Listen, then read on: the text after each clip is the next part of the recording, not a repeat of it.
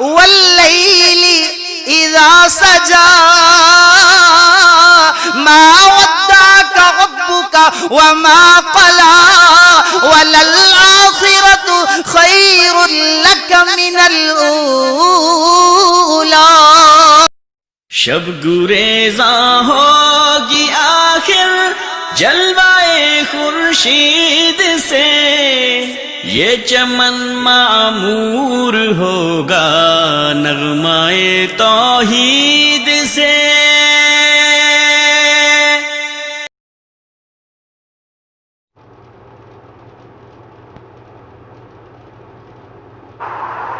ہمارا 17واں قیام مکمل ہوا اور آج کے قیام میں 1.25 پارہ پڑھا گیا. 17ویں پارے کا ربع ہم نے کل پڑھ لیا تھا اور باقی 3 پاؤ 17ویں پارے کا اور آدھا پارہ 18 کو پڑھا ہے. اس میں سورہ انبیاء جاری ہے. سورہ 17ویں پارے میں سورہ انبیاء جاری ہے. سورہ انبیاء کی 50 آیتیں کل ہم نے پڑھی تھیں. آج آیت نمبر 51 سے آگے قاری صاحب نے تلاوت فرمائی ہے. اس کے بعد سورہ حج ہے اور سورہ مومنون یہ مکمل آج پڑھی گئی، اور پھر سورہ نور کی پہلی 20 آیات جو ہیں وہ بھی آج تلاوت کی گئی. وہاں پہ جا کے پارے کا نصف ہو جاتا ہے، گویا یوں 1.25 پارہ آج مکمل ہوا. سورۃ الانبیاء کے بارے میں کل میں نے عرض کیا تھا کہ اس میں اللہ کریم نے 17 انبیاء کا ذکر کیا ہے اور یہ مکی دور کی صورت ہے. اس میں انبیاء کا جو حق کی تبلیغ کا انداز ہے، پھر ان کے اوپر جو مشکلات آتی ہیں، جو آزمائشیں آتی ہیں، پھر جو اللہ تعالیٰ ان کو کامیابیاں عطا فرماتا ہے، وہ سب اس میں بیان ہوا ہے. اور ساتھ ہی ساتھ دلائل توحید دیے گئے ہیں اور رسالت و آخرت کے حوالے سے دین کے جو اصول ہیں وہ بیان ہوئے. تو آیت نمبر 51 سے انبیاء کے واقعات کا آغاز ہوا ہے، جہاں سے آج کی تلاوت کا آغاز ہوا. پہلے حضرت ابراہیم علیہ السلام کا ذکر ہے، پھر اس کے بعد یہ کے بعد دیگر مختلف واقعات ہیں. ساتھ ہی ساتھ دلائل توحید ضرور دیے ہیں. اور اصل میں بتانا یہ مقصود ہے کہ تمام انبیاء جس دور کے بھی ہوں، ہر نبی کی دعوت کا جو بنیادی نقطہ ہے وہ توحید ہے. لہذا یہ تمام انبیاء کی دعوت کا مشترکہ نقطہ ہے. تو ابراہیم علیہ السلام نے تبلیغ کی اور اس میں ایک خاص بات، خاص واقعہ یہاں پہ ابراہیم علیہ السلام کے حوالے سے ذکر ہوا کہ جب ان کے سارے بت توڑ دیے ابراہیم علیہ السلام نے، اور بت توڑنے کے بعد وہ ان کے بڑے کو چھوڑ دیا، تو وہ لوگ آئے اور انہوں نے آ کے ان سے پوچھا، قالوا انت فعلت هذا بآلهتنا یا ابراہیم، ہے ابراہیم یہ تو نے کیا ہے؟ تو ابراہیم علیہ السلام نے ان بت توڑنے کے حوالے سے یہ نہیں کہا کہ میں نے نہیں کیا. آپ نے فرمایا قال بل فعله کبیرهم هذا فاسألوه. کہ اچھا بعض لوگ کہتے ہیں کہ اس کا ترجمہ ہے قال بل فعله کبیرهم، کہ ان کے بڑے نے کیا ہے. یہ جو بڑا کھڑا ہے نا، ان کس نے کیا؟ ہو سکتا ہے یہ بھی بات درست ہو، اس لیے کہ صرف سمجھانے کے لیے کہ یہ بت کچھ بھی نہیں کر سکتے، اس طرح کا جواب وہ بھی درست ہے. لیکن اکثر مفسرین نے یہاں ایک یہ بات بیان کی ہے کہ فعلہ پہ وقف ہے، کہ ابراہیم علیہ السلام نے فرمایا قال بل فعلہ، کیا تو ہے، قال بل فعلہ کہ ہاں انہوں نے یہ کیا تو ہے، کبیرہم ھذا فاسألوہم ان کانوا ینطقون، میں نے اگر کیا ہے تو یہ اس بڑے کو پتہ ہوگا نا، تو اس بڑے سے پوچھ لو، اگر یہ بولتے ہیں تو اس سے پوچھ لو میں نے کیا ہے کہ نہیں کیا. یعنی ابراہیم علیہ السلام نے انکار نہیں کیا کہ میں نے نہیں کیا، اور نہ یہ کہا کہ اس نے کیا، بلکہ آپ یہ فرمایا کہ اس سے پوچھ لو اگر بولتا ہے تو اس نے دیکھا ہی ہوگا نا میں نے اگر کیا. فراجعوا الی انفسہم، وہ حیران ہو گئے. فقالوا انکم انتم الظالمون، اپنے دل میں سوچنے لگے کہ بات تو ٹھیک ہے کہ وہ یہ جو بڑا کھڑا ہے اس نے نہ اس نے دیکھا بھی ہے، اگر تو بولتا نہیں، اصل بات تو ہے دیکھا بھی نہیں، وہ کیسے دیکھ سکتا ہے؟ نہ وہ دیکھ سکتا ہے نہ بول سکتا ہے. ثم نکسوا علی رؤوسہم، سر نیچے کر کے کھڑے ہو. اللہ اکبر، سمجھ آتی ہے مشرک کو بھی لیکن مت ماری ہوتی ہے. ثم نکسوا علی رؤوسہم، شرمندہ ہو کے کھڑے ہو گئے. لقد علمت ما هؤلاء ينطقون، ابراہیم تجھے تو پتہ یہ تو بولتے نہیں ہیں، کیسے بتائیں گے؟ تو یہی وہ بات تھی جو ابراہیم علیہ السلام ان کو بتانا چاہتے تھے. قال فتعبدون من دون اللہ ما لا ينفعكم شيئا ولا يضركم، کہ جو نہ تمہیں فائدہ دے سکتے ہیں نہ نقصان کر سکتے ہیں، تم اللہ کو چھوڑ کر ان کی بندگی کرتے کرتے ہو. اف لکم ولما تعبدون من دون اللہ، تف ہے تم پر بھی اور جس کی تم بندگی کرتے ہو اللہ کو چھوڑ کر. اللہ اکبر. افلا تعقلون، ذرا بھی سمجھ نہیں ہے تمہیں.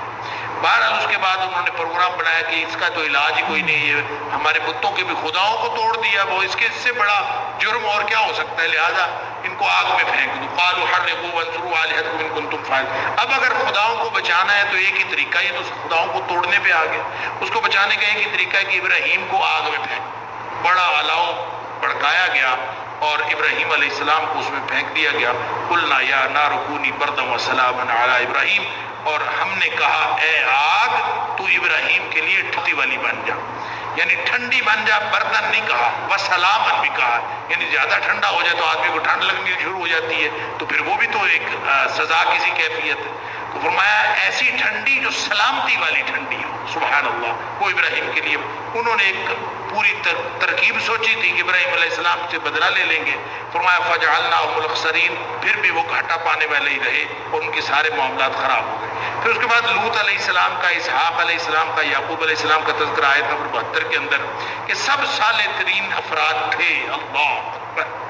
ان میں سے انہ من الصالحین، تمام کے تمام جو تھے وہ کانوا لنا عابدین کلا جعلنا صالحین، یہ تمام کے تمام جو تھے وہ صالح لوگ تھے. پھر نوح علیہ السلام کا ذکر ہے اور نوح علیہ السلام نے اللہ سے مدد مانگی. فنجیناہ فعلہ من الکرب العظیم، اللہ نے نوح علیہ السلام کو ان کے اہل و عیال کو بچا لیا اس بڑی مصیبت سے. 950 سال تبلیغ کرتے رہے. ونصرناہ من القوم الذین کذبوا بآیاتنا، فرمایا ہم نے مدد کی اس کی اور وہ بری قوم تھی. فاغرقناہم اجمعین، ہم نے سب کے سب غرق کر دی. وداؤد و سلیمان، پھر داؤد اور سلیمان علیہ السلام کا ذکر ہے کہ انہوں نے ایک بکریوں کا فیصلہ ان کے پاس آیا. سبحان اللہ. کہ داؤد علیہ السلام کے پاس فیصلہ آیا تھا بکریوں کے بارے میں. ایک آدمی کی بکریاں تھی، دوسرے کی کھیتی تھی، اور اس کی بکریاں اس کی کھیتی کو پڑ گئی، ساری کھیتی تباہ و برباد کر دی. اب وہ فیصلہ لے کے آ گئے داؤد علیہ السلام کے پاس. داؤد علیہ السلام نے فیصلہ کیا کہ ایسے کرو کہ اس نے اس کی کھیتی اجاڑی ہے، اس کا نقصان کیا ہے، اس نقصان کے ازالے میں ساری بکریاں کھیتی والے کو دے دی. سلیمان علیہ السلام سن رہے تھے، بیٹے تھے، داؤد علیہ السلام باپ تھے دونوں ہی نبی. تو سلیمان علیہ السلام کہتے ہیں کہ نہیں، یہ فیصلہ تو درست نہیں ہے. ایسا کرے کہ اس وقت تک بکریاں اس کے پاس رہیں جب تک وہ کھیتی والا دوبارہ کھیتی اگا کے اسی طرح کی کھیتی نہ کرے. اگر وہ کھیتی اسی طرح کی کاشت کرے اور جب اس کی فصل اسی طرح کی ہو جائے تو پھر بکریاں واپس کر دی جائیں. پکی نہیں دیں، یہ زیادتی. اللہ تعالیٰ فرماتے ہیں فَفَهَّمْنَاهَا سُلَيْمَانَ، ہم نے سلیمان کو مسئلہ سمجھا دیا تھا. اب اس کا مطلب یہ ہے کہ اللہ کا نبی بھی غلطی کر سکتا ہے، اور کوئی بھی شخص جو فیصلہ کرتا ہے، نبی پاک صلی اللہ علیہ وسلم نے فرمایا جو مجتہد ہوتا ہے یا جو قاضی ہوتا ہے جس نے فیصلہ کرنا ہوتا ہے، وہ یا مصیب ہوتا ہے یا مخطی ہوتا ہے. اس سے غلطی بھی ہو جاتی ہے اور وہ صحیح بھی فیصلہ کرتا ہے، لیکن اگر اس نے نیت ٹھیک ہے اور اس نے پوری دیانتداری کے ساتھ فیصلہ کیا ہے اور محنت بھی پوری کی ہے تو وہ فیصلہ غلط بھی کرے تو اس کو ایک اجر ملتا ہے، غلط فیصلے پر بھی اس کو اجر ملتا ہے. البتہ اگر وہ صحیح کر دے اس کو 2 اجر ملتے ہیں. تو نبی اکرم صلی اللہ علیہ وسلم کا فرمان ہے کہ جس شخص، اصل میں فیصلہ کرنا ہے بڑا مشکل کام، جس کے پاس بھی فیصلہ آیا، نبی پاک صلی اللہ علیہ وسلم فرمایا جس کو قاضی بنایا گیا، جس کو جج بنایا گیا، وہ ایسے ہے جیسے اس کو الٹی چھری سے ذبح کیا گیا. یعنی یہ اتنا مشکل کام ہے جج بننا یا کسی کا بھی فیصلہ کرنا. پھر اگر وہ فیصلہ کرتا ہے اس سے غلطی بھی ہو جاتی ہے تو اس کے لیے اللہ نے اجر رکھا ہے، ایک اجر ہے. تو بہرحال اس کے بعد اللہ تعالیٰ فرماتے ہیں کہ سلیمان علیہ السلام کی جو بادشاہت تھی، ان کی بادشاہت صرف انسانوں پر نہیں تھی، جنوں پر بھی تھی، ہواؤں پر بھی تھی. اللہ تعالیٰ نے ایسی بادشاہت کو کسی کو اور کو عطا نہیں فرمائی، اور فرمایا کہ جن شیاطین سارے ان کے آگے پیچھے رہتے تھے اور سلیمان علیہ السلام کے تابع تھے.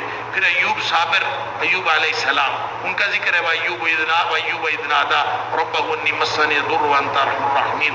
انہوں نے دعا کی اللہ سے کہ اللہ مجھے بیماری نے پکڑ لیا ہے اور میں بڑی مصیبت میں ہوں. وَأَنتَ أَرْحَمُ الرَّاحِمِينَ، تو رحم کرنے والا ہے. تو فَاسْتَجَبْنَا لَهُ، فرمایا ہم نے اس کی دعا قبول کر لی. یونس علیہ السلام ایوب علیہ السلام کی دعا قبول کر لی.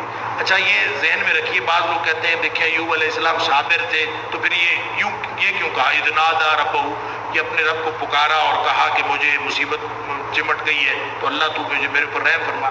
تو اصل میں انہوں نے دعا کی تھی، تو دعا کرنا صبر کے منافی نہیں ہے. کوئی شخص اگر دعا کرے، البتہ کوئی جزا فضا کرے، خواہ خواہ ہائے وائے کرے اور تماشا بنائے، وہ ہے صبر کے منافی. لیکن اگر کوئی شخص صرف دعا کرتا ہے اللہ سے تندرستی کی تو یہ بالکل درست ہے، یہ کوئی شکوہ شکایت نہیں ہے، بلکہ یہ دعا تھی، انہوں نے دعا کی اور اللہ تعالیٰ نے دعا قبول فرما لی. پھر اسماعیل علیہ السلام، ادریس علیہ السلام، ذوالکفل، کل من الصابرین، فرمایا سارے کے سارے نبی جو تھے وہ صابر ہوتے ہیں. ہر نبی ڈٹ جاتا ہے اور ڈٹنے والا ہوتا ہے. پھر فرمایا یونس علیہ السلام کا ذکر کیا تو نام نہیں لیا. پیار ہے اللہ کو، سارے نبیوں سے پیار ہے لیکن یونس کو تو خاص ہی پیار. کہیں فرمایا صاحب الحوت، مچھلی والا. یہاں فرمایا ذنون، ذنون کا مطلب بھی، نون کا معنی مچھلی ہوتا ہے، ذنون کا مطلب بھی مچھلی والا، یعنی نام نہیں لیا، وہ مچھلی والا، وذنون، وہ مچھلی والا. اذ ذهب مغاضبا، جب غصہ کر کے چل پڑا تھا، اللہ اکبر، ناراض ہو کے چل پڑا تھا تو بعد میں اس نے پھر اس کو یہ کہنا پڑا فنادا فی الظلمات، مچھلی کے پیٹ کے اندھیروں میں، اللہ اکبر، سمندر کا اندھیرا، پھر مچھلی کے پیٹ کا اندھیرا، اندر پھر فنادا فی الظلمات، ان اندھیروں میں پکارا اللہ الہ الا انت سبحانک انی کنت من الظالمین، کہ اللہ تیرے علاوہ کوئی الہ نہیں ہے، تو پاک ہے، میں ہی ظالم ہوں، اصل گناہ تو میں نہیں کیا. سبحان اللہ. فرمایا اس کی دعا بھی اللہ نے قبول فرما لی. وَنَجَّيْنَاهُ مِنَ الْغَمِّ، اللہ تعالیٰ نے اس کو اس مصیبت سے نکال لیا. وَكَذَلِكَ نُنْجِي الْمُؤْمِنِينَ، اس طرح مومنوں کو نکالتے. پھر زکریا علیہ السلام کا ذکر ہے کہ انہوں نے بیٹا مانگا تھا، اللہ تعالیٰ نے بیٹا عطا فرما دیا. اور یوں سارا ذکر کر کے آگے مشرکوں کا ذکر ہے اور فرمایا مشرک جو شرک کرتے ہیں، جن کو معبود بناتے ہیں، عابد اور معبود دونوں جہنمی. انکم وما تعبدون من دون اللہ حسب جہنم، تم اور جن کی تم بندگی کرتے ہو اللہ کے علاوہ سب جہنم میں جائیں. کہتے ہیں کہ اس پر مشرکین نے بہت شور مچایا تھا. مشرکین نے کہا تھا دیکھو کہ یہ کہتے ہیں کہ جن کو تم پوجتے ہو وہ بھی جہنم میں جائیں گے، تو عیسائی جو ہیں وہ عیسیٰ علیہ السلام کو پوجتے، تو عیسیٰ علیہ السلام تو اللہ کے برگزیدہ نبی ہیں. تو اگر یہ بات صحیح ہے جو قرآن نے کہا کہ انکم وما تعبدون حسب جہنم، تم بھی اور جن کو تم پوجتے ہو وہ بھی جہنم کا ہی در بنیں گے. اللہ، تو اس کا مطلب ہے نعوذ باللہ من ذالک کہ جن انبیاء کو پوجا گیا وہ بھی جہنم میں جائیں گے؟ نہیں. اللہ تعالیٰ نے اگلی آیت میں، آیت نمبر 101 میں استثناء بتا دیا، ان الذین سبقت لهم من الحسنى، جن کو ہماری طرف سے اچھائی پہلے ہی پہنچ چکی ہے، جو اچھے اور نیک لوگ تھے وہ اس سے مستثنیٰ ہے، وہ نہیں جائیں گے. فرمایا اولئک عنہا مبعدون، وہ اس سے دور رکھے جائیں گے. اللہ تعالیٰ ان کو خاص عنایت. پھر آگے مناظر قیامت کا ذکر ہے اور فرمایا قیامت والے دن یوم نطوی السماء کطی السجل للکتب، جس طرح کاغذ جو ہے وہ اس طرح لپیٹ دیا جاتا ہے، اس طرح زمین و آسمان ہم لپیٹ دیں گے. اللہ اکبر. پھر فرمایا کہ اس خالق کی رحمت کا کیا اندازہ ہوگا جس کا بھیجا ہوا رحمت للعالمین ہے. وما ارسلناک الا رحمت للعالمین، ہم نے جس کو بھیجا ہے حبیب صلی اللہ علیہ وسلم، ہم نے تجھے تمام جہانوں کے لیے رحمت بنا کے بھیجا. اور اپنی رحمت اللہ کا، اللہ کی اس کا کیا اندازہ ہوگا. تو نبی پاک صلی اللہ علیہ وسلم فرماتے ہیں اللہ نے اپنی رحمت کے 100 حصے کیے، زمین پر صرف ایک حصہ نازل کیا. اور جتنی دنیا میں رحمت، شفقت، پیار، محبت، ترس کے تم مظاہرے دیکھتے ہو، مائیں بچوں کو پیار کرتی ہیں، بچے ماؤں سے پیار کرتے ہیں، جانور بھی ایک دوسرے سے جو پیار کرتے ہیں، یہ ساری الفتیں، محبتیں اللہ کی رحمت کے 100ویں حصے کی وجہ سے. رہ گئے باقی 99. جب قیامت کا دن ہوگا تو اللہ پوری کی پوری رحمت اپنی مکمل کر دے گا. سبحان اللہ، وہ اللہ کی رحمت ہے. اور کتنی رحمت ہے. نبی پاک صلی اللہ علیہ وسلم فرمایا لو یعلم المؤمن ما عند اللہ من العقوبہ، اگر مومن کو پتہ چل جائے کہ اللہ کی پکڑ کتنی سخت ہے، اللہ اکبر، تو ما طمع بجنتہ احد، تو کوئی مومن بھی جنت کی امید نہ رکھے اگر اللہ کی پکڑ کا پتہ چل جائے. لیکن اگر یہ پتہ چل جائے کہ اللہ کی رحمت کتنی وسیع ہے، فرمایا کافر کو بھی اگر پتہ چل جائے نا، لو یعلم الکافر ما عند اللہ من الرحمہ، اگر کافر کو بھی پتہ چل جائے نا کہ اللہ کی رحمت کتنی وسیع ہے، فرمایا ما قانت من جنت احد، وہ بھی جنت سے نا امید نہ رہے. اللہ کی رحمت اتنی وسیع ہے، اللہ تعالیٰ ہم سب کو اپنی رحمت کی لپیٹ میں لے لے۔ پھر آگے فرمایا کہ جس کی جو وحی کی جا رہی ہے اصل توحید ہے، انما الہکم الہ واحد، تمہارا الہ جو ہے وہ ایک ہی ہے۔ نبی کریم صلی اللہ علیہ وسلم کو تسلی دی جا رہی ہے کہ آپ اپنا کام کرتے رہیے، آپ کا کام خبردار کر دینا ہے، اور اللہ ہی آپ کا مددگار ہے۔ وَرَبُّنَا الرَّحْمَٰنُ الْمُسْتَعَانُ عَلَىٰ مَا تَصِفُونَ، لوگوں سے مشرکین سے کہہ دیجئے کہ تم جو بھی حرزہ سرائی کرتے ہو میرا اللہ ہی میرا مددگار۔ آگے سورہ حج شروع ہو رہی ہے۔ سورہ حج کے بارے میں ایک بحث ہے کہ مکی ہے کہ مدنی، اور بڑی لمبی بحث ہے۔ اصل بات یہ ہے، اس کا خلاصہ یہ کہ اس کی جو پہلی 24 آیات ہیں وہ مکی، باقی کی جو آیات ہیں یہ ٹوٹل اس کے 78 آیات ہیں، تو پہلی 24 کے علاوہ جو بقیہ آیات ہیں وہ مدنی ہیں۔ اس لیے اس میں لوگوں کا، مفسرین کا یہ اختلاف رہتا ہے، اور اس کو بنیادی طور پر مدنی، کیونکہ زیادہ تر آیات مدنی ہیں اس لیے مدنی کہا جاتا ہے۔ تو جو پہلی 24 آیات ہیں اس میں تو خاص طور پر قیامت کا منظرنامہ ہے، اور مکی صورتوں جیسا پورا مزاج ہے، اور گزشتہ صورت میں جہنم کا منظرنامہ تھا، یہاں قیامت کا منظرنامہ ہے، اور صورت شروع ہی اتنے خطرناک الفاظ کے ساتھ ہوتی ہے، یا ایھا الناس اتقوا ربکم، لوگو ڈر جاؤ اپنے پالنہار سے، ان زلزلۃ الساعۃ شیء عظیم، قیامت کا زلزلہ بڑی بری چیز ہے، اللہ بہت بڑی چیز۔ اب یہ زلزلہ کب آئے گا؟ 2 زلزلے احادیث کے اندر آتے ہیں۔ ایک زلزلہ تو اس وقت آئے گا جب دنیا تباہ و برباد ہو جائے گی، اللہ تعالیٰ اس جو کچھ یہاں پہ ہے کل من علیہا فان، ہر چیز ملیا بیٹ ہو جائے گی، اس وقت بھی زلزلہ آئے۔ ایک زلزلہ اس وقت آئے گا جب حشر میں اکٹھا ہونے کا وقت آیا اور لوگوں کو قبروں سے نکالا جائے گا، ہر کو نکال کے پھر حشر میں اکٹھا کرنا، اس وقت بھی زلزلہ آئے۔ دونوں میں سے کوئی بھی زلزلہ ہو سکتا ہے۔ ان زلزلۃ الساعۃ، وہ بھی قیامت کا زلزلہ ہے، یہ بھی قیامت کا زلزلہ، اللہ، اور یہ اتنا خطرناک ہوگا۔ فرمایا یوم ترونھا تذہل کل مرضعۃ عما ارضعت، اس دن ہر دودھ پلانے والی ماں اپنے بچے سے غافل ہو جائے گی، اور وتضع کل ذات حمل حملها، حمل والیوں کے حمل گر جائیں گے، اللہ، اتنی۔ وتری الناس سکارا، آپ لوگوں کو دیکھیں جیسے نشے میں نہیں ہوتا، ایسے نشے ہی پھرتا ہے، اس کو مخبوط الحواس۔ فرمایا وما هم بسکارا، وہ نشے میں نہیں ہوں گے، ولکن عذاب اللہ شدید، اللہ کا عذاب اتنا سخت ہوگا کہ لوگ اپنے ہوش و حواس کو بیٹھے ہوں گے، اللہ۔ نبی کریم صلی اللہ علیہ وسلم نے، بخاری شریف کی حدیث ہے، نبی کریم صلی اللہ علیہ وسلم نے فرمایا کہ اللہ تعالیٰ آدم علیہ السلام سے قیامت کے دن فرمائے گا کہ اپنی ذریت میں سے، اے آدم علیہ السلام، اپنی اولاد میں سے ہر 1000 میں سے 999 جہنم کے لیے نکال، ہر 1000 میں سے 999 جہنم کے لیے نکال۔ نبی کریم صلی اللہ علیہ وسلم نے فرمایا بس جب آدم علیہ السلام کو یہ حکم دیا جائے گا تو یہ جملہ سن کر کہ ہر 1000 میں سے 999 جہنم کے لیے نکال دو، اس وقت حمل والیوں کے حمل گر جائیں گے، اللہ، لوگ حیران ہو جائیں گے، بچے بوڑھے ہو جائیں گے۔ فرمایا وہ جو سورہ مزمل کے اندر فرمایا کہ اس دن جو ایسا دن ہے جو بچوں کو بوڑھا کر دینے والا، تو بچے بوڑھے ہو جائیں گے، حمل والیوں کے حمل گر جائیں گے، لوگ حیران، لوگ مدہوش اور دیوانے ہو جائیں گے، کیا بن گیا؟ ہر 1000 میں سے 999 جہنمی، اللہ۔ پھر اس وقت نبی کریم صلی اللہ علیہ وسلم، جب نبی پاک صلی اللہ علیہ وسلم نے اتنی بات ارشاد فرمائی تو صحابہ بھی ڈر گئے، صحابہ کے بھی ہوش اڑ گئے کہ کیا ہونے والا ہے کہ ہر 1000 میں سے 999 جہنمی۔ تو پھر نبی کریم صلی اللہ علیہ وسلم نے فرمایا گھبراؤ نہیں، یہ جو 999 ہے نا، یہ یاجوج ماجوج میں سے ہوں گے، وہ بھی نسل تو آدم علیہ السلام کی اولاد میں سے ہے، یہ ان میں سے ہوں گے، ایک تم میں سے ہوگا۔ پھر آپ نے فرمایا کہ تمہاری تعداد جہنمیوں میں وہ ایسی ہوگی جیسے سیاہ بیل کے پہلو میں سفید داغ ہوتا ہے، یا آپ نے الٹ فرمایا جیسے سفید بیل کے پہلو میں سیاہ داغ ہوتا ہے، تو یعنی بہت تھوڑی تعداد میں تم جہنم میں جاؤ گے، باقی ساری تم جنتی ہوگے۔ پھر نبی کریم صلی اللہ علیہ وسلم نے یہ بھی فرمایا کہ میں امید کرتا ہوں اللہ سے کہ تم جنتیوں کے 1/4 تم ہوگے۔ پھر فرمایا میں اللہ سے امید رکھتا ہوں کہ 1/3 تم ہوگے جنتیوں میں سے۔ پھر فرمایا میں اللہ سے امید کرتا ہوں کہ آدھے تم ہو گئے، آدھے باقی ساری نبیوں کی امت ہوگی جنت کے اندر۔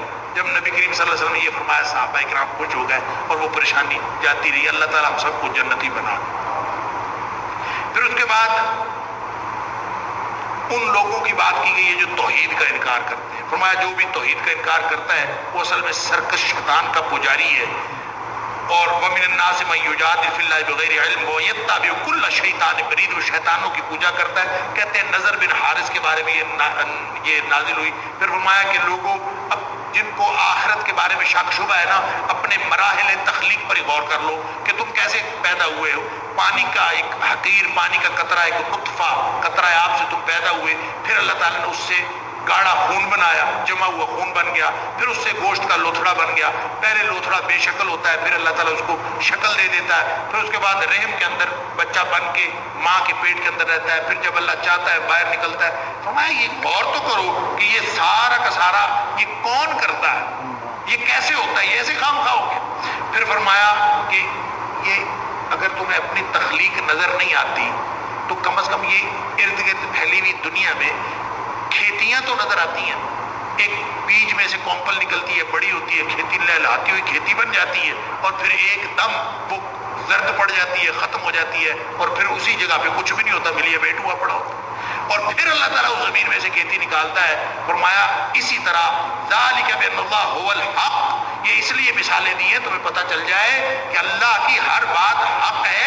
وانه یحیی الموتى وانه علی کل شیء قدیر.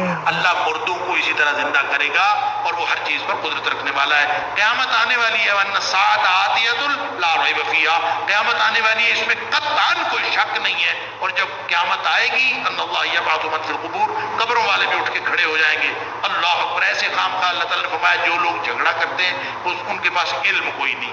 پھر فرمایا جو جھگڑا کرتا ہے متذبذب آدمی ہے نا, کنارے پہ کھڑا ہوا, پکا یقین اس کو نہیں ہے, پتہ نہیں قیامت آنی ہے کہ نہیں آنی, پتہ نہیں کیا ہے, پتہ نہیں اللہ ہے کہ نہیں ہے. کبھی دیکھا مولوی سارے پڑھ گئے, کسی نے کہا, اور لوگ سارے نمازیں پڑھ رہے ہیں, وہ بھی کہتا میں نماز پڑھ.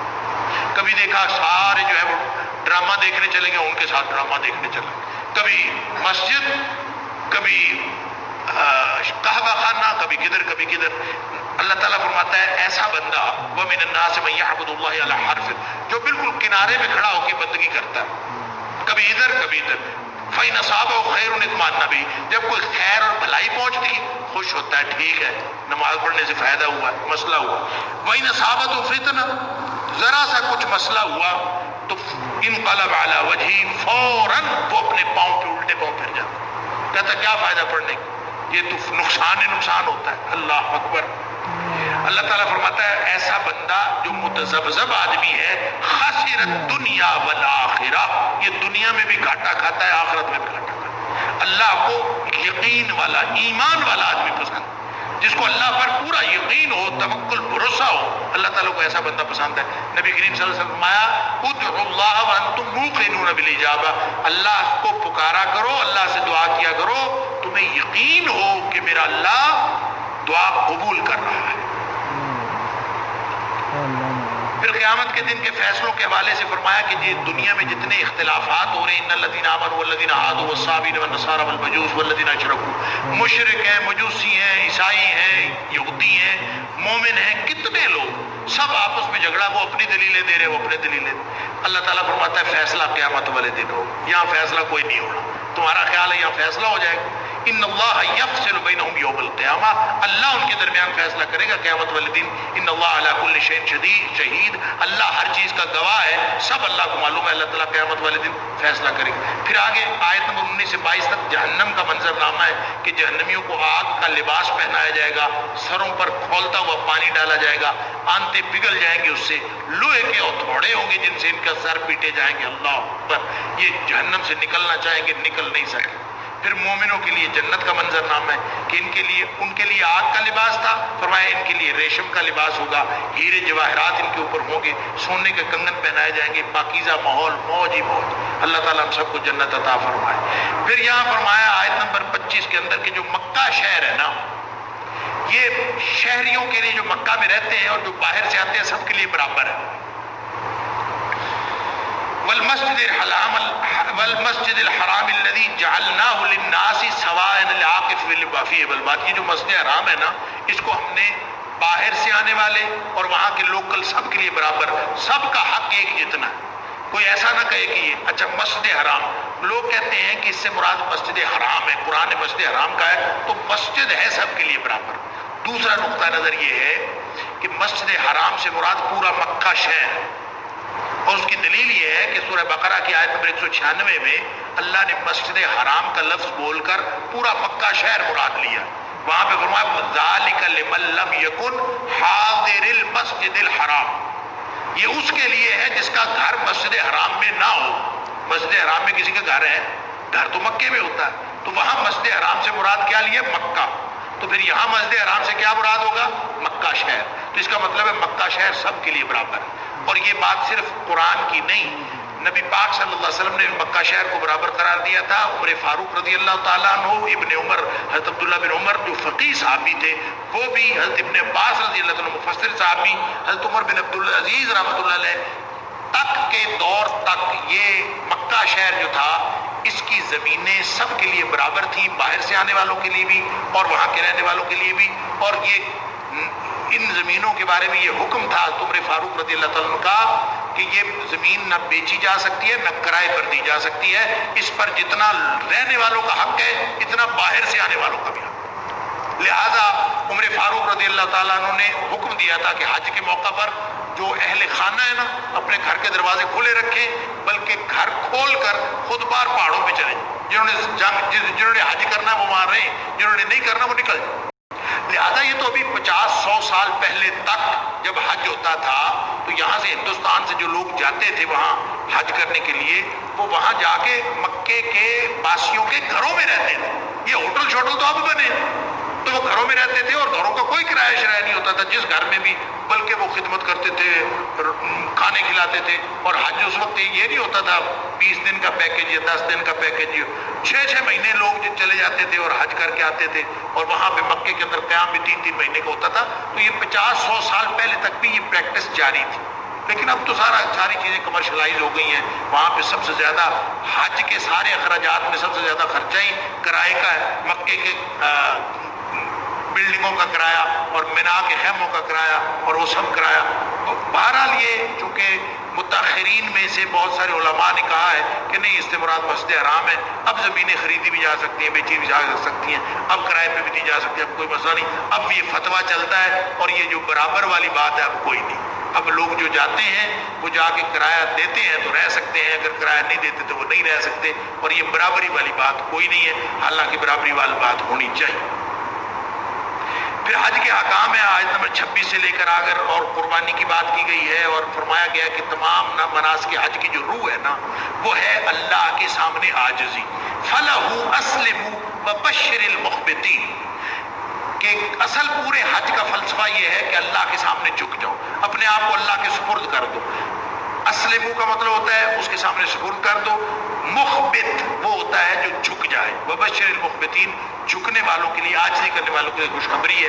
اور پھر فرمایا کہ حج ہو یا قربانی ہو اللہ نے دلوں کا تقوی دیکھنا ہے، لن ینال اللہ لحومها ولا دماؤها ولکن ینال التقوی منکم۔ اور پھر اس کے بعد حج کے مقاصد میں یعنی ایک تو ہو گیا رب کے سامنے حاضری اور عاجزی، دوسری بات دلوں کا تقوی، اور تیسری بات وَلِتُكَبِّرُ اللَّهَ، تاکہ اللہ کی کبریائی بیان کرو۔ تو یہ 3 بنیادی مقاصد ہیں حج کے جو یہاں بیان کی گئی۔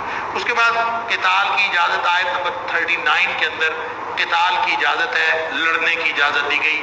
اور یہ تیسرا حکم ہے، میں نے عرض کیا تھا سورہ بقرہ کی آیت نمبر 190 میں کہ حکم وَقَاتِلُوا فِي سَبِيلِ اللَّهِ الَّذِينَ يُقَاتِلُونَ۔ دیکھیں پورے قرآن میں جہاد کے احکام بہت سارے، لیکن جہاد کب فرض ہوتا ہے؟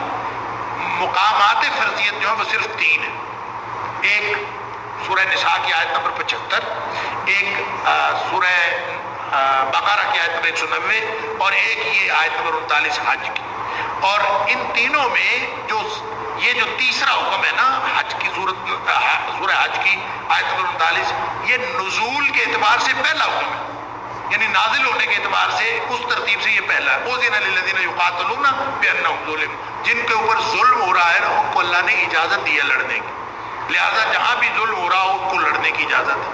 وہاں فرمایا وَقَاتِلُوا فِي سَبِيلِ اللَّهِ الَّذِينَ يُقَاتِلُونَكُمْ، جو تم سے لڑتے ہیں تم ان سے لڑو۔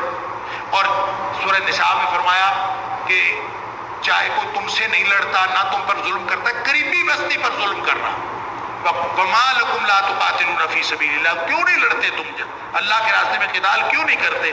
قریبی بستی کو جو والمستضعفین من الرجال والنساء والولدان الذین یقولون ربنا اخرجنا من هذه القرية الظالم اهلها، عورتیں بچے بوڑھے بیچارے چیخ رہے ہیں کہ اس ہماری بستی کے لوگ بڑے ظالم ہیں، ہمارے پر ظلم ڈھا رہے ہیں. لہٰذا ایسی کوئی بھی بستی دنیا میں کہیں موجود ہو اور لوگ اپنی اس بستی کی چیخیں سن رہے ہوں تو ان کے اوپر جہاد فرض ہو جاتا ہے. یہ تین مقامات ہیں جہاد کی فرضیت. حاکمیت کے اصول بنیادی بتائے گئے.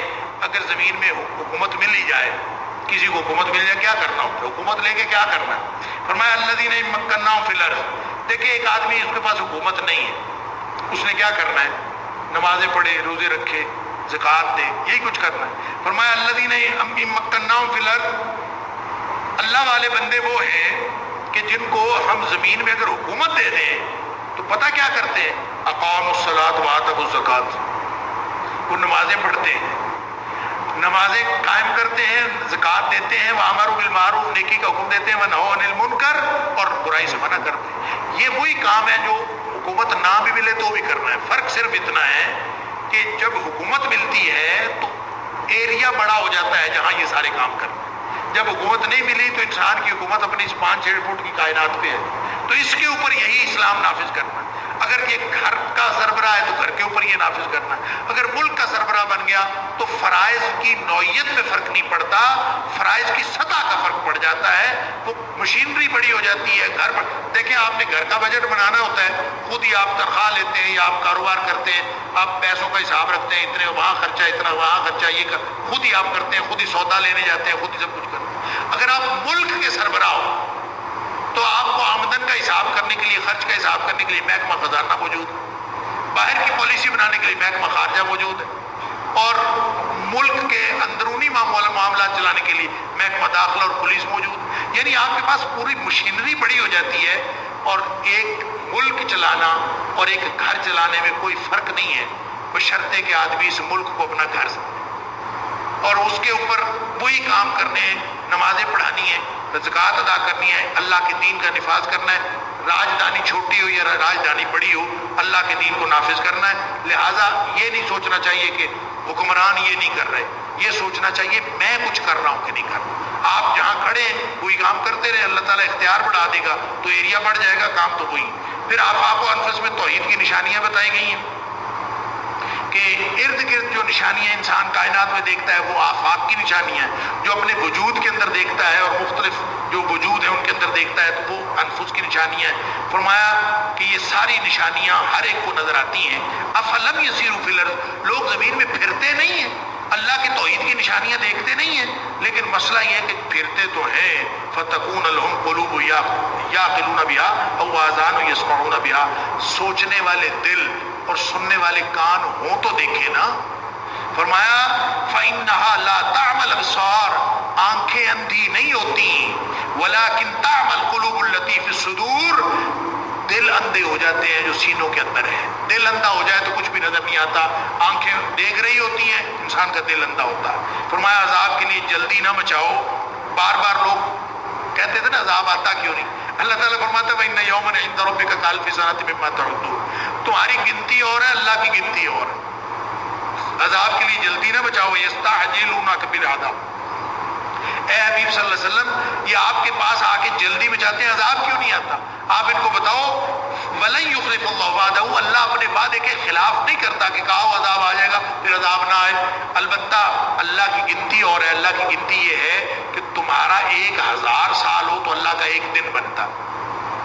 پھر اللہ نے جو فیصلہ کیا ہوتا ہے اس کے مطابق ہوتا ہے. اللہ تعالیٰ نے اگر 1-2 دن بعد عذاب دینے کا فیصلہ کیا ہو تو پھر 2000 سال تو گزریں گے نا. تم ایسے ہی پریشان ہو جاتے ہو عذاب نہیں آ رہا فلان. اللہ کی گنتی اور. فرمایا کہ یہ مہلت ملتی ہے. اسی طرح اللہ تعالیٰ ہر بستی کو مہلت دیتا ہے. بستیاں مہلت سے فائدہ نہیں اٹھاتی. جب فائدہ نہیں اٹھاتی تو پھر اللہ کا عذاب آ جاتا ہے. پھر نبی کریم صلی اللہ علیہ وسلم کو تسلی دی ہے کہ آپ تو نذیر ہیں، آپ بس ڈراتے جائیے، شیطان آپ کا کچھ نہیں بگاڑ سکتا، اور جو شیاطین کے کارندے ہیں وہ بھی آپ کو کچھ نہیں بگاڑ سکتے. پھر نبی اکرم صلی اللہ علیہ وسلم کو یہ بھی بتایا ہے کہ شیطان قیامت تک اپنے مشن میں لگے رہیں گے. اور کافروں کا شک بھی جاری رہے گا، یہ ختم نہیں ہونا۔ نہ شیطانوں نے قیامت تک باز آنا ہے شیطانیاں کرنے سے، چاہے جنوں کے شیطان ہو چاہے انسانوں۔ ولا يزال الذين كفروا في مرية منه حتى تأتيهم الساعة بغتة ويأتيهم عذاب يوم عقيم۔ جب تک قیامت نہیں آ جاتی نہ کافروں نے شک کرنا چھوڑنا ہے اور نہ شیطانوں نے شیطانیاں کرنی چھوڑنا۔ اس دن جا کے پتہ چلے گا الملک یومئذ للہ یحکم بینہم، اس دن ساری کی ساری ملکیت بادشاہت اللہ کی ہوگی۔ پوچھنے کی بات ہے اور سوچنے کی بات ہے، اس دن بادشاہت ساری اللہ کی ہوگی۔ یہاں بادشاہت کس کی ہے؟ یہاں بھی اللہ کی ہے۔ اس دن کی کیوں بات کی؟ کیونکہ ایک دوسری جگہ اللہ نے فرمایا لمن الملک اليوم، اللہ تعالیٰ اس دن پوچھے گا آج کس کی بادشاہت ہے؟ کوئی بھی نہیں بولے گا۔ پھر اللہ تعالیٰ خود ہی بتائے گا للہ الواحد القہار، ایک اکیلے زبردست اللہ کی۔ تو فرق کیا ہے؟ اس دن بھی تو بادشاہی اللہ کی ہوگی، آج بھی تو بادشاہت اللہ کی ہے۔ فرق صرف اتنا ہے کہ اللہ نے یہاں لوگوں کو عطا کیا ہوا ہے چھوٹا چھوٹا اختیار۔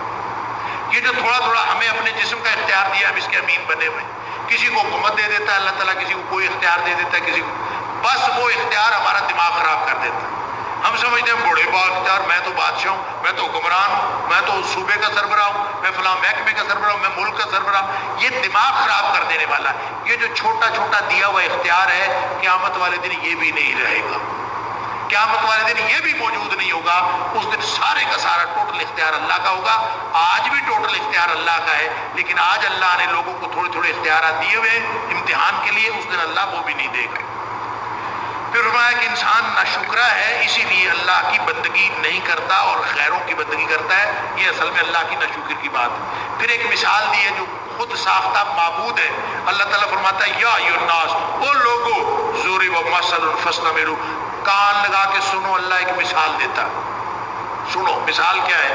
فرمایا یہ جن کو تم پکارتے ہو اللہ کے علاوہ، یہ ایک مکھی نہیں بنا سکتے۔ دوسری بات فرمایا مکھی بنانا تو دور کی بات ہے، اللہ فرمایا یہ اگر کھانا کھا رہے ہو نا بڑے بڑے پیٹوں کے ساتھ بیٹھے، فرمایا ان کے سامنے سے کھانا مکھی اٹھا کے لے جاتی، اور مکھی جب کھانا اٹھا کے لے جا رہی ہوتی ہے تو ان سے کہو کہ سارے مل کے مکھی سے کھانا چھین کے دکھا دو۔ ایک چھین سکتے ہیں جس کے پاس اتنی نہیں طاقت، تو فرمایا ان سے مانگتے ہو؟ ضعف الطالب والمطلوب، کتنے ہوتے ہیں مانگنے والے بھی اور جن سے مانگا جا رہا ہے وہ بھی، کسی کے پاس کک اختیار نہیں ہے۔ ما قدر اللہ حق قدرہ، بدبختوں تمہیں اللہ کی قدر نہیں ہے، جس کے پاس سارا اختیار ہے اس کو چھوڑ کر اس طرح کے معبود بنائے ہوئے جن کے پاس کچھ بھی نہیں ہے۔ پھر آگے مومنوں کو تعلیم دی ہے، آیت آخری جو رکوع ہے یا ایھا الذین آمنوا، اے ایمان والو، یہ پوری صورت کا خلاصہ ہے کہ مومنوں اللہ کو سجدے کرو، رکوع کرو، اللہ کی بندگی کرو اور ہمیشہ بھلائی کرو۔ وجاہدوا فی اللہ حق جہادہ، اللہ کے راستے میں جہاد کرو جس طرح جہاد کرنے کا حق ہے۔ دیکھیں اس جہاد سے مراد قتال نہیں ہے، قتال بھی اللہ کا حکم ہے، لیکن قتال جہاد کی آخری صورت ہے، یعنی بالکل ٹاپ کلائمیکس ہے جہاد کا، وہ قتال ہے جب دشمن کے ساتھ آمنا سامنا ہوتا ہے لڑائی، وہ بھی حصہ ہے جہاد کا۔ لیکن جہاد کے اندر اور بہت ساری چیزیں ہیں، یہ پورا رکوع اس کی طرف رہنمائی کرتا ہے کہ وہ جہاد میں کیا کچھ ہے۔ فرمایا فاقیموا الصلاۃ وآتوا الزکاۃ واعتصموا باللہ ھو مولاکم، کہ یہ جو تم نماز پڑھتے ہو، رکوع کرتے ہو، سجدے کرتے ہو، تمام نیک کام، اقامت صلاۃ اور نظام زکوٰۃ، اعتصام بحبل اللہ، اللہ پر بھروسہ، یہ سارا کام جہاد سے متعلق ہے۔ یہ پوری زندگی اس پر لگانی پڑے گی، اس کے بغیر کام نہیں بنے گا۔ اس کے بعد سورہ مومنون ہے۔ سورہ مومنون میں بنیادی طور پر شروع میں کامیاب مومنوں کی صفات بیان کی۔ اصل مومن کامیاب جو انہیں کون ہے؟ قد افلح المومنون، وہ مومن کامیاب ہوں گے۔ کون سے؟ وہ کیا کی خصوصیات ہیں۔ اس کے علاوہ یہاں اس کے پورے صورت کے مضمون میں دو باتیں اور شامل ہیں کہ تمام انبیاء کی توحید، تمام انبیاء کی دعوت کا نقطہ توحید، اس اعتبار سے فکری طور پر سارے نبی ایک ہیں، فکری طور پر سارے نبی ایک ہیں۔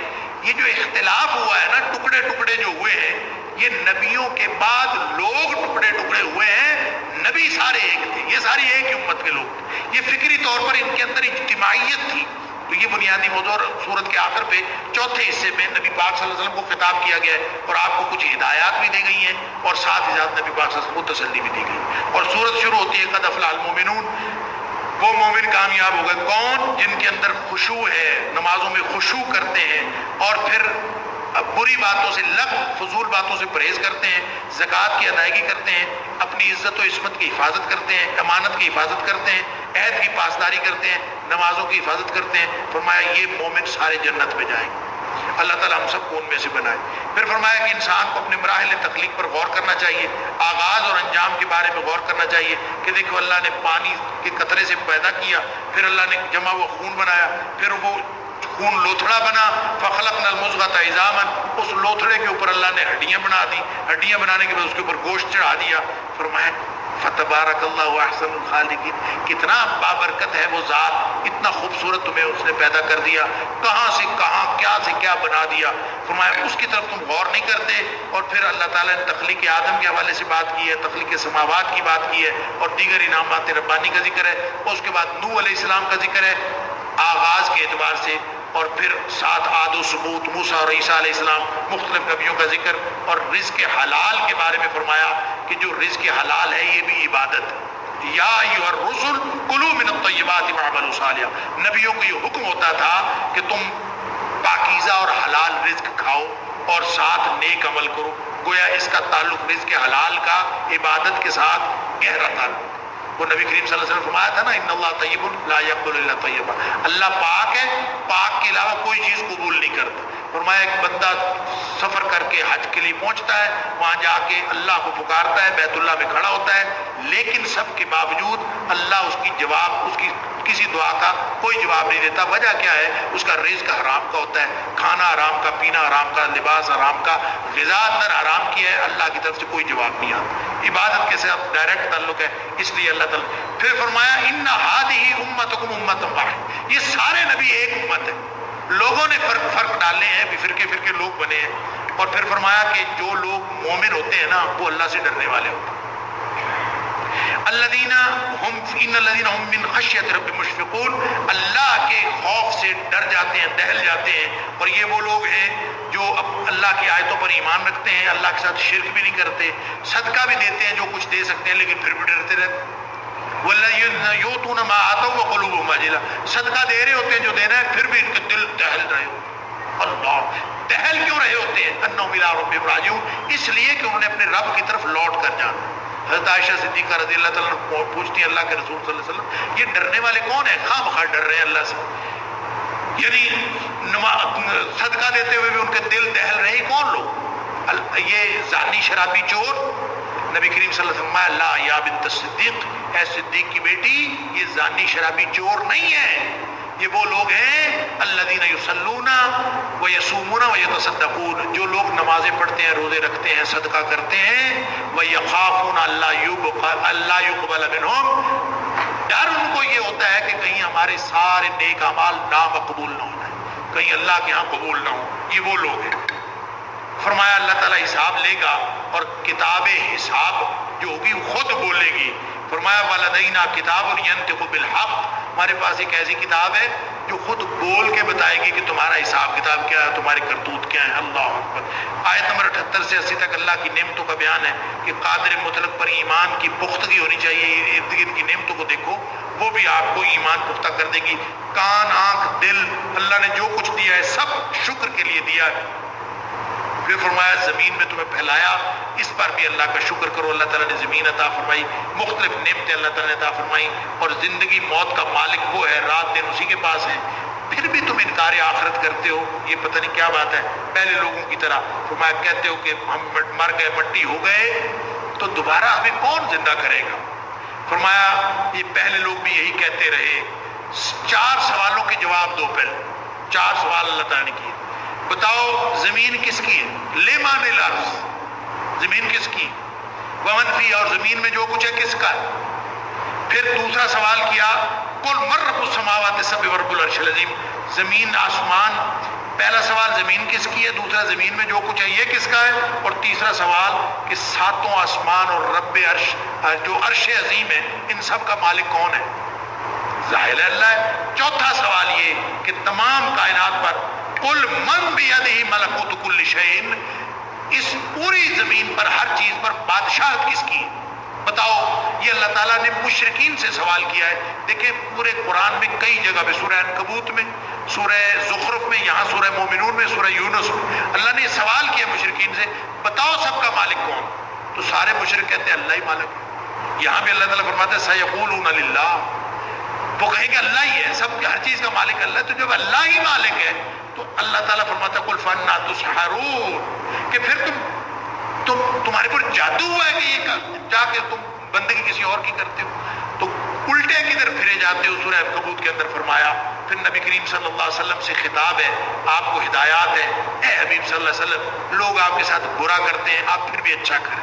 ادفع باللتی ہی احسن السیئہ، برائی کو دور کرنے کے لیے نیکی کے ساتھ اس کو دور کریں۔ برائی کا بدلہ برائی نہیں، برائی کا بدلہ بھی نیکی دے۔ اس کے بعد نبی کریم صلی اللہ علیہ وسلم کو یہ بھی فرمایا کہ شیاطین سے پناہ مانگتے رہا کریں، رب اعوذ بک من ہمزات الشیاطین واعوذ بک رب ان یحضرون، کہ اللہ میں شیطانوں کے مکر و فریب اور جس طرح وہ حاضر ہوتے ہیں میں اس سے پناہ مانگتا ہوں۔ پھر اللہ تعالیٰ نے قیامت کا منظرنامہ فرمایا، جس کے اعمال بھاری ہو گئے نیکیاں، فاولئک هم المفلحون، وہ بچ جائیں گے، اور جن کے اعمال نیکیاں کم ہو گئیں فاولئک الذین خسروا انفسهم فی جہنم خالدون، ہمیشہ جہنم کے اندر رہیں گے، جھلسے ہوئے چہرے آگ کے اندر۔ اللہ تعالیٰ ان کو سوال کرے گا، قیامت والے دن سوال ہوگا جھلسے ہوئے چہروں کو، کیا قرآن کی آیتیں نہیں آئی تھی؟ اللہ اکبر، کہیں گے آئی تو تھی، قالوا ربنا غلبت علینا شقوتنا، ہماری بدبختی ہمارے اوپر غالب آ گئی، مگر نہ قرآن کی آیتیں تو روز سنتے تھے، ہم ان پر عمل نہیں کر سکے۔ اللہ اکبر۔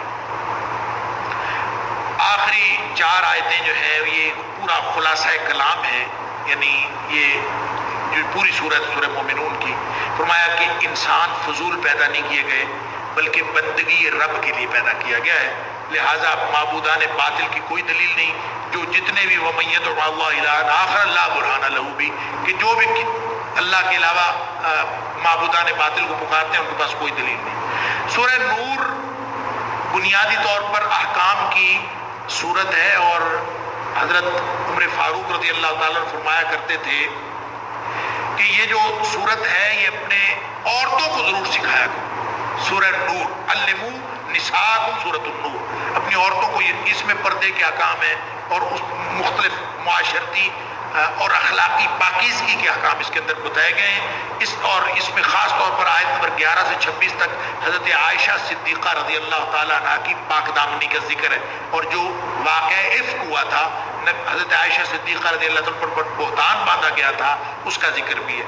آیت شروع ہوتی ہے حد زنا سے، یہ سورت شروع ہوتی ہے، شروع میں سورۃ انزلناہا فرضنا، یہ سورت ہم نے نازل کی ہے اور فرض کی ہے، اس کے اندر احکام ہے، فوراً مان لو۔ اور اس میں پہلا حکم یہ ہے کہ جو بدکار عورت اور بدکار مرد ہے نا، اس کو 100 کوڑے مارو، اور جب بھی وہ پکڑے جائیں۔ پھر اس میں یہ بھی بتایا کہ زانی عورت ہو یا زانیہ عورت ہو یا زانی مرد، اس سے نکاح نہیں کرنا چاہیے، اور مشرک اور زانی وہ ایک دوسرے سے نکاح کرتے ہیں، مومن کبھی نہ مشرک سے نکاح کرتا ہے نہ زانی اور بدکار سے نکاح کرتا ہے، البتہ کوئی تائب ہو جائے تو وہ اور بات ہے، وگرنہ نکاح نہیں کرتا۔ پھر حد قذف کا ذکر ہے، فرمایا وہ لوگ جو کسی پر الزام لگا دیں، اس کے بعد 4 گواہ نہ لا سکیں، ان کے اوپر قذف کی حد لگنی چاہیے، اور وہ 80 کوڑے، فرمایا ان کو 80 کوڑے مارو۔ کیوں؟ اس لیے کہ اللہ تعالیٰ اصل میں جرم کو چھپاتا ہے، اللہ تعالیٰ کا پوری شریعت کا تقاضا یہ ہے کہ جرم چھپایا جائے، جرم ظاہر نہ کیا جائے۔ لہذا جس کو کسی نے جرم دیکھا ہو، 4 گواہ نہ ہو، اس کو چاہیے رپورٹ ہی نہ کرے، کسی کے پاس ذکر ہی نہ کرے، چپ کر جائے۔ 2 نے دیکھا چپ کر جائے، 3 نے دیکھا چپ کر جائے۔ لیکن اگر کوئی بدبختی اتنا ہی بدبختی پہ اترا ہوا ہے کہ وہ 4 لوگ بھی اس کو دیکھ لیں اور پھر بھی وہ بدکاری کرتا ہے، تو پھر وہ 4 لوگ اگر گواہ ہوں تو پھر وہ رپورٹ کرے، پھر اس کو کوڑے بھی لگیں گے، اور اگر وہ شادی شدہ ہے تو پھر اس کو سنسار ہوگا۔ پھر فرمایا کہ میاں بیوی کو اگر ایک دوسرے پر شک پڑ جائے بدکاری کا، تو اس کے لیے باہر سے گواہ لانے کی ضرورت نہیں، بلکہ وہ 4 دفعہ قسم اٹھائیں گے، اس کو کہتے ہیں لیان کا حکم بھی یہاں پہ ہے۔ فرمایا پہلے میاں قسم اٹھائے گا، 4 دفعہ قسم اٹھائے گا کہ وہ سچا ہے، وہ سچا ہے، وہ سچا ہے، اور وہ جھوٹی، اور 5ویں دفعہ کہے گا کہ اگر میں جھوٹا ہوں تو میرے اوپر لعنت۔ اس لیے لعان.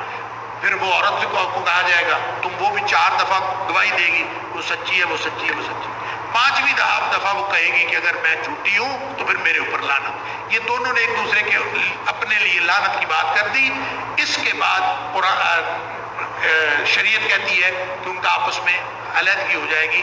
ان کو سزا نہیں دی جائے گی بلکہ ان کو علیحدہ کر دیا جائے گا. یہ اس وقت ہے جب گواہ کوئی نہ ہو اور میاں بیوی کو ایک دوسرے پر شک پڑ جائے کہ وہ بدکاری کے مرتکب ہوئے. اس صورت میں اللہ تعالیٰ نے لعان کا طریقہ اپنایا ہے. اگر کوئی ایسا کرتا ہے تو اس کے ان کے آپس میں طلاق ہو جائے گی. حضرت عائشہ صدیقہ رضی اللہ تعالیٰ عنہ پر الزام لگا تھا غزوہ بنی مستلق سے واپسی پر. حضرت عائشہ صدیقہ رضی اللہ تعالیٰ عنہ پڑاؤ کے دوران آپ کا ہار گم ہو گیا. ہار ڈھونڈنے کے لیے چلی گئی. لوگوں کو پتہ نہیں چلا. انہوں نے سمجھا ہودج میں پڑی ہوئی ہے. پردہ اس وقت اس کے اوپر پڑا ہوتا تھا. انہوں نے اٹھایا اور اٹھا کے چل پڑے. اٹھا کے اونٹ پہ رکھا اور چل پڑے. حضرت عائشہ صدیقہ رضی اللہ عنہ واپس آئی. قافلہ جا چکا تھا. حیران ہو گئی, پریشان ہو, رک گئی وہیں پہ. پتہ چل رہا, دل میں خیال آیا کہ جب کبھی وہ مجھے دیکھیں گے کہ میں نہیں ہوں تو مجھے ڈھونڈنے واپس ہی آئیں گے نا, تو میں وہیں بیٹھ رہی.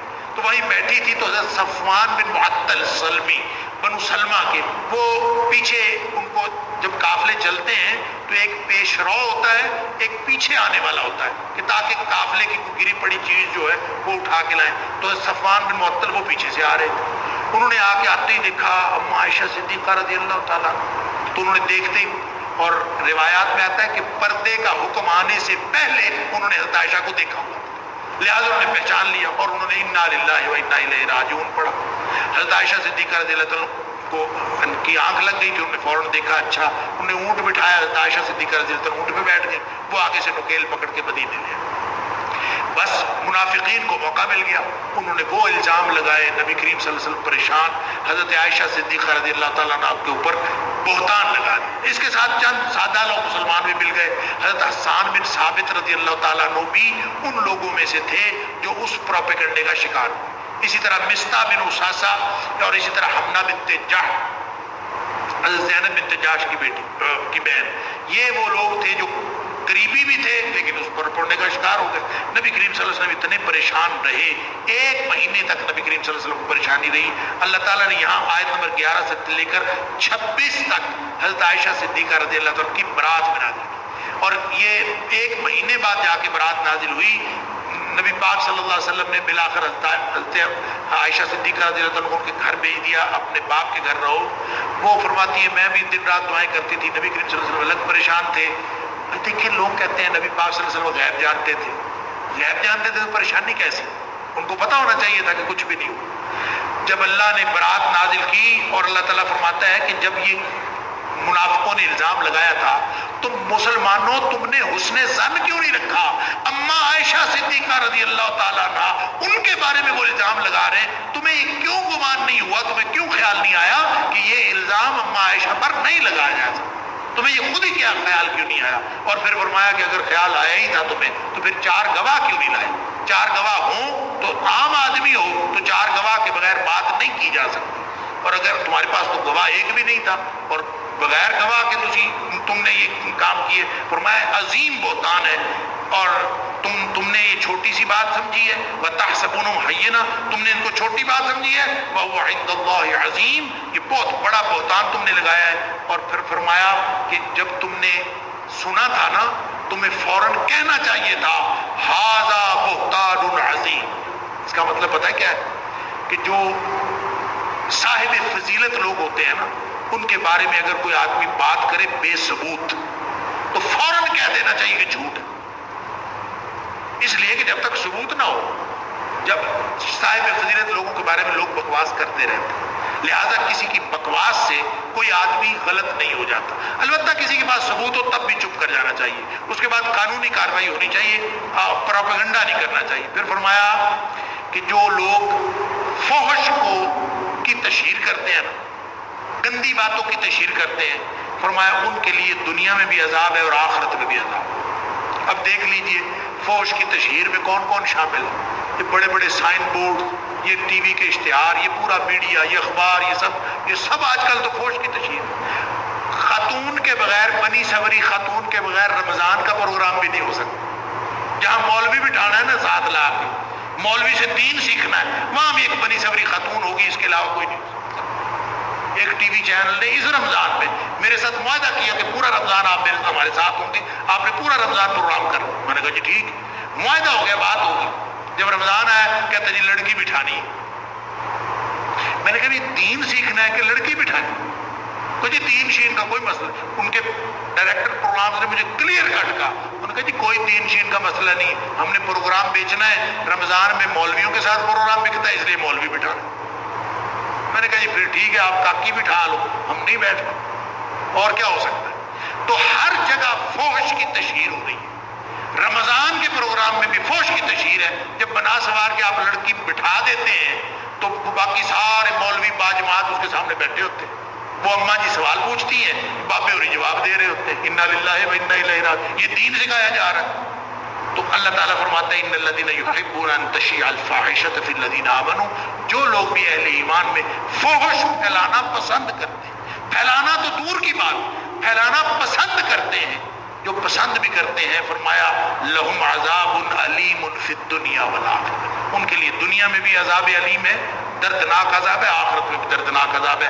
واللہ یعلم وانتم لا تعلمون، اللہ کو سب معلوم ہے، تمہیں کسی بات کا پتہ ہو چاہے نہ پتہ ہو۔